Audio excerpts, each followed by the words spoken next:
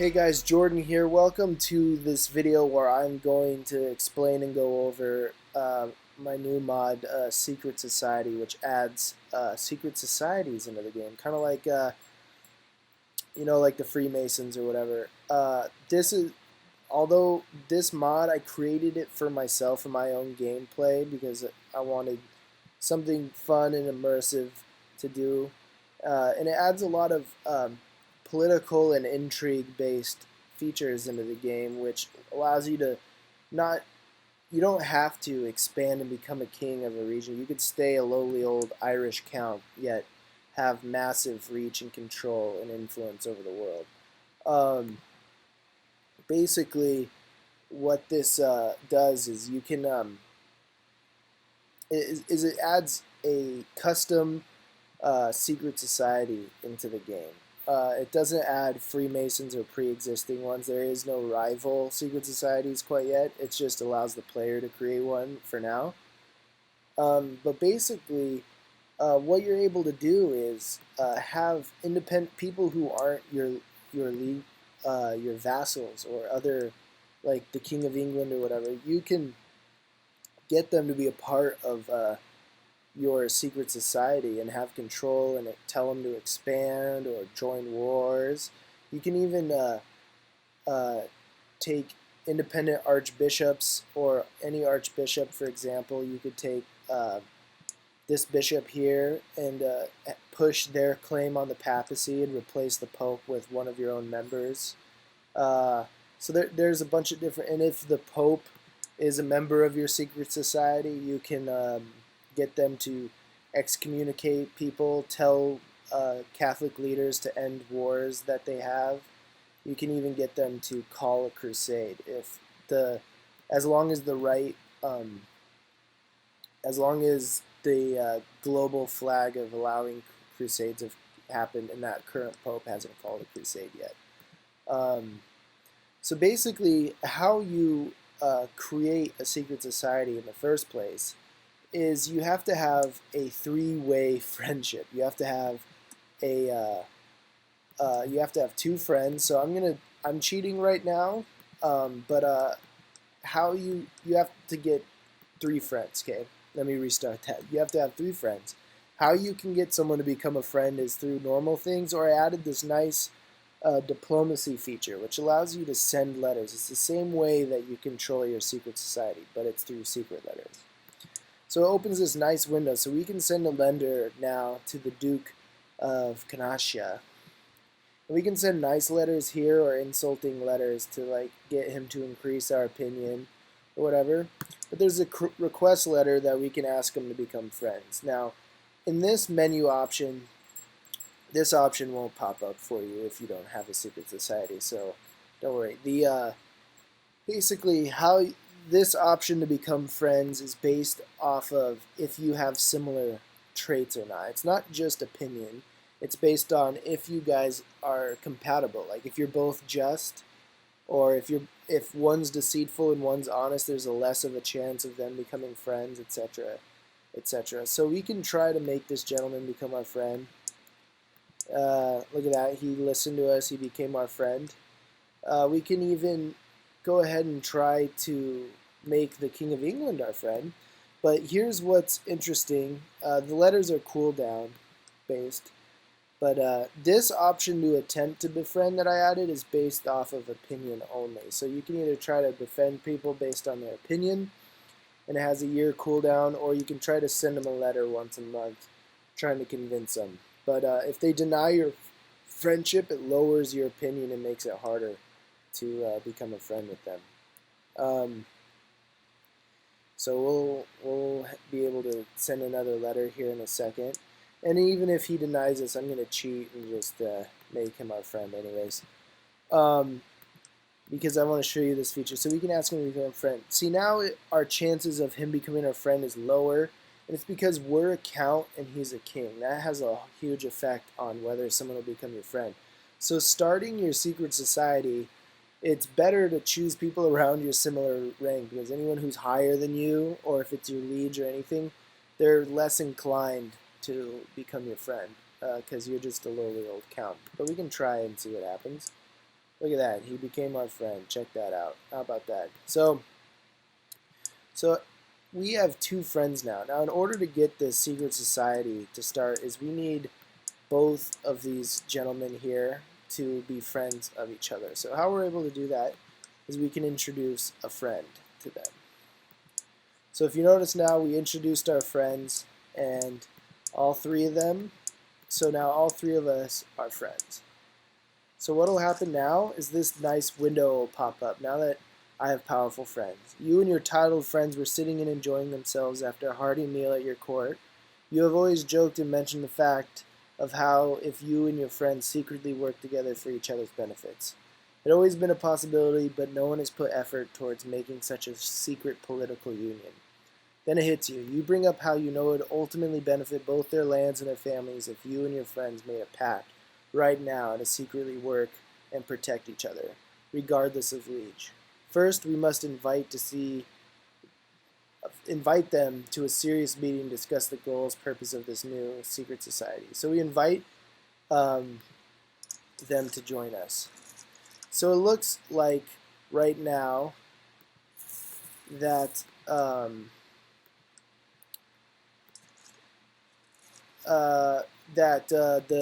our friend Adian joined our secret society, but the King of England denied it. So at the beginning, when it says your friends, the 2 friends are given a random chance of joining your society or not, and that's kind of like a background thing. But whoever goes to your meeting becomes your friend, and you become the head of the secret society. Now, how you view your society members is in the decision menu. You can view, because it's not a trade. So I wanted to keep it secret in case people played multiplayer, or if there's if I eventually create AI secret societies, you don't know who's in a society and who's not.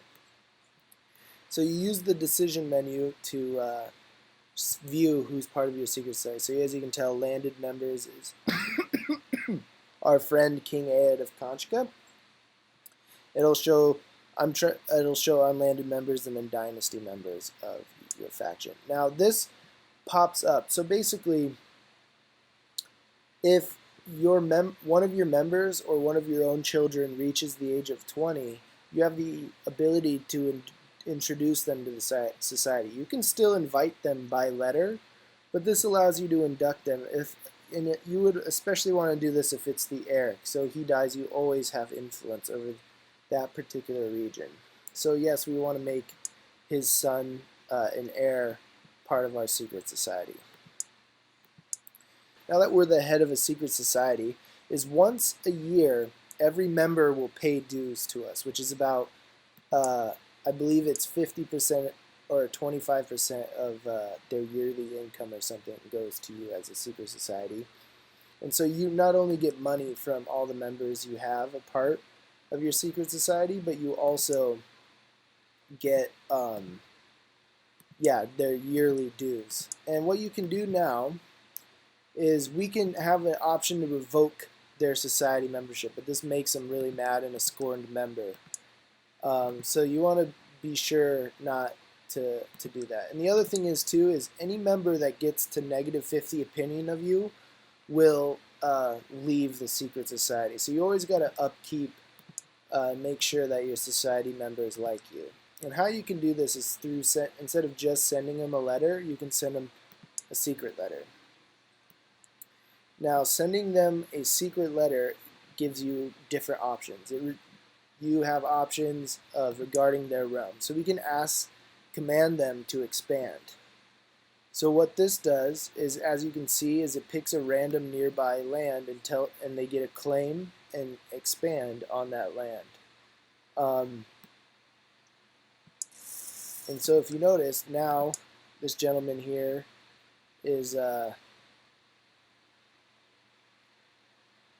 joined in the claim. He's now claiming war on Mumu here. And what we're able to do is, so whenever you make someone expand and join a war, every society member gets a letter that they have to join the war and help him. So now we're a part of his war to gain moo for himself. So we can use this option to stay account and expand and grow our society members. What we also have the ability to do is we're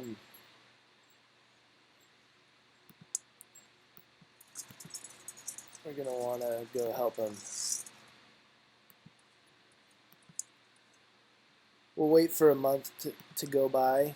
What I'm going to go ahead and do is I have this cheat on where I can just make people members right now. So I'm going to make the Duke of York here. He's now a society member. And I can send him a secret letter also. And what I can tell him to do is if he's a vassal of a liege, it's regarding their liege, I can get him to increase his opinion of the liege. I can undermine it, but there's a chance that the liege will intercept the letter. Or I can get him to bribe his liege to join our war. Or get him to just straight up revolt against his liege. So now he's revolted. And so in his revolt war will basically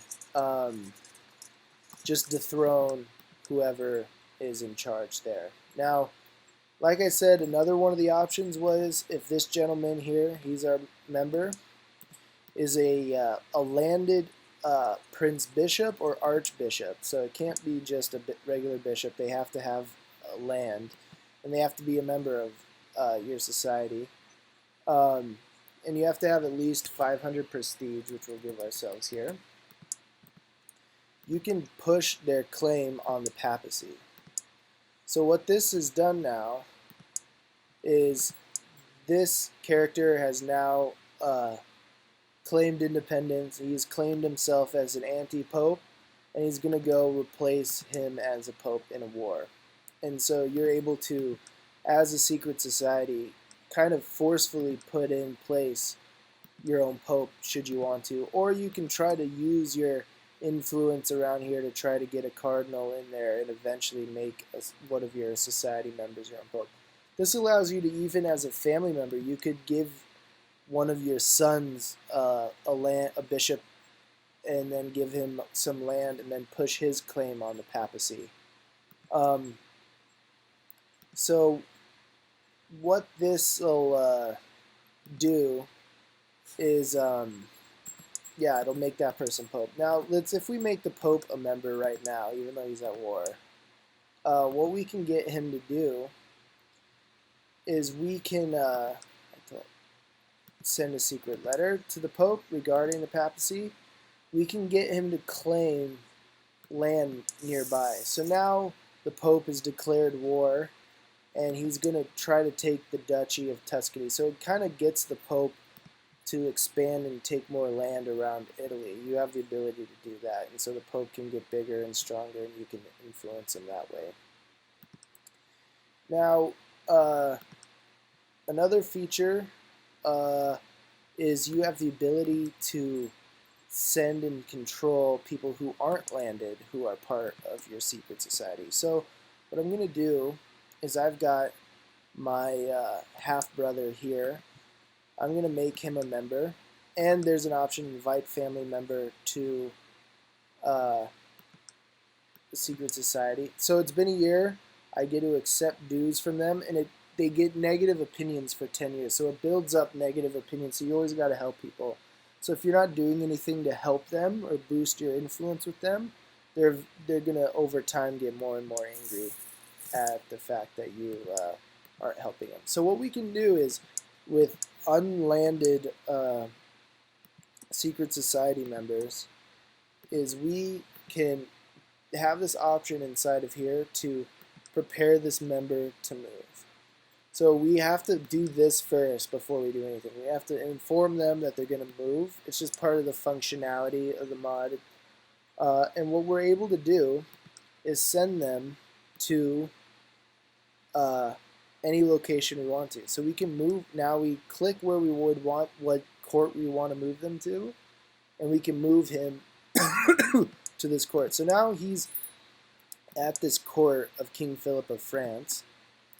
And we can go look down here, and look, here he is at the court with France. And we can call him back to our court, or we can send him a secret letter. And part of this secret letter is regarding their current court. We can break a member out of prison if we have a member there. We have a chance, depending on the intrigue level and stuff of the person we place there. We can destroy that person's treasury. We can increase a revolt chance in the region, in the capital, or we can try to kidnap their heir if there is an heir, and there's a chance he can be failed and imprisoned, or we can try to have a chance of kidnapping the host. And so what we can do is try to kidnap the host here. Looks like it didn't work. Yep, didn't work. Our half-brother failed and he got imprisoned. So there's some risk reward involved with doing that. You kind of mostly want to send, and you can even turn your own like spy master into a member, and we can like send them to like build a spy network there, and we can even send them a secret letter once it's cooled down, and we're able to do that. Wait a month. The reason I have the month cooldown is because if it was any faster, you could just keep sending letters to people and increasing their opinions and all sorts of stuff. It kind of makes you, because it wasn't that easy to just send letters around in the past. You kind of had to be more deliberate in your choices. So once it's been a year, we can go to our spy master here. Send them a secret letter, and I'll have to adjust this, but basically,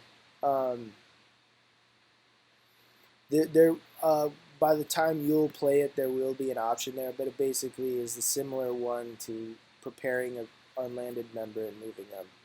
Now, every every society member has the requests and support tab. Requests, you can request them to join the war. There's a percentage chance they will. You can request money from them. Or you can do reverse of that. You can give them money, or if they have a war, you can join their war, and that boosts their opinion of them. So it kind of gives all these little versatile tools for adding and having influence over the map, whilst, like, if you notice, we're still just a lowly old Irish count. I did kind of cheat to get us here, but you can start it off low. You can even do this with just your family members. You could expand, give land to some family members, befriend them, and create a dynasty-only secret society, which is kind of what I do in the games that I play personally. Which is a lot of fun. And it also allows you to, like, basically be okay with splitting, like, if you are the king of all three, like Scotland, England, and Ireland, and you have, like, Gavelkin, and your three kingdoms are split between your sons, and they're all secret society, is you're not an emperor, and you may be controlled and your brothers control the lands, but you can still have influence over them as the head of the family or society, and basically get control over them as if they were vassals, even though they're not. So, and that's the other thing too, is the way the head of the society is passed down to whoever your direct heir is. So if we just commit suicide here, because we're tired of controlling the map and doing all this fun stuff, you get this fine message. As the new head of the society, the members get together and give you the annual dues. This resets. This is an event to reset the annual dues, so that the dues start getting paid to you and not your dead father. So now, after your father has died, you receive a secret letter in the mail that informs you that you're now the head of the Dynasty Secret Society. With great power comes great responsibility. So now that we're our father's son, we can still control and influence all the members like we have before. And we should be able to.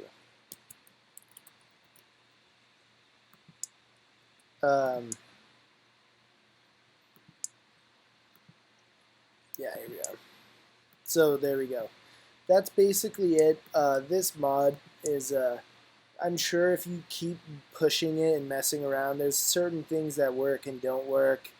Like they do work, but like for example, if you try to tell someone to expand and there's no one to expand to, it'll take your money but not make them expand. So there's little quirky things with it because it's kind of put together for me and I kind of polished it as best as I could to be released. Um, so if there's something wrong, go ahead and like send the bugs, but I probably won't update this one for a little bit because I have to go focus on some of the other mods I made. But I just wanted to. This was a lot of fun for me, and the whole point of doing these mods is I like adding features into the game that kind of make the game new again for you. So it might be fun to just be a lowly old duke in France or England and let the AI be the big fancy rulers, but try to control and influence and rule the families and um, that kind of stuff. So go ahead and leave a comment and download and let me know what you guys think. Thanks for watching.